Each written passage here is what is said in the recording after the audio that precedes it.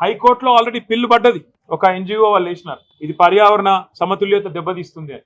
ఆ పిల్లు రాకముందే ఈ ప్రభుత్వం ఇంత ఆగమాగం చేస్తుంటే, పిల్లలు ఇష్టం వచ్చినట్టు కొడుతుంటే, గతంలో ఇదే రాహుల్ గాంధీ గారు హైదరాబాద్ సెంట్రల్ యూనివర్సిటీకి ఆనాడు 2 సార్లు వచ్చినారు ఒకటే నెలలో. రోహిత్ వేములా గారు చనిపోయినప్పుడు 2 సార్లు వచ్చినారు ఒకటే నెలలో. కానీ ఇటువైపు ఇప్పుడు కనీసం తిరిగి కూడా చూడట్లేదు, కనీసం ఒక మాట కూడా ముఖ్యమంత్రి గారికి చెప్పాలన్న ఆలోచన కూడా రాహుల్ గాంధీ గారికి వస్తలేదు.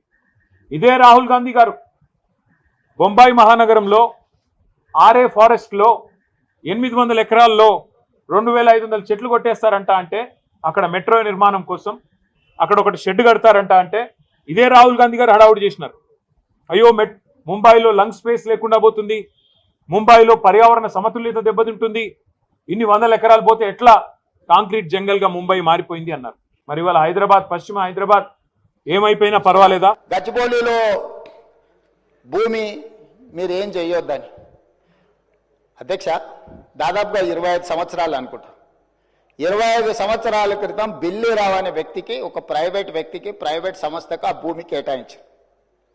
25 సంవత్సరాల నుంచి ఏ రోజు కూడా సెంట్రల్ యూనివర్సిటీ దగ్గర భూమి లేదు. తెలంగాణ ఉన్న కంబైన్డ్ రాష్ట్రంలో 2006లో ఆనాడు కాంగ్రెస్ పార్టీ రద్దు చేసింది ఆ కేటాయింపు. అక్కడి నుంచి కోర్టు కేసులు జరిగినాయి. 2014లో తెలంగాణ రాష్ట్రం వస్తే 2024 వరకు 10 సంవత్సరాలు గత ప్రభుత్వం బిల్లీరావు నుంచి భూమి గుంజుకోలేదు అధ్యక్ష.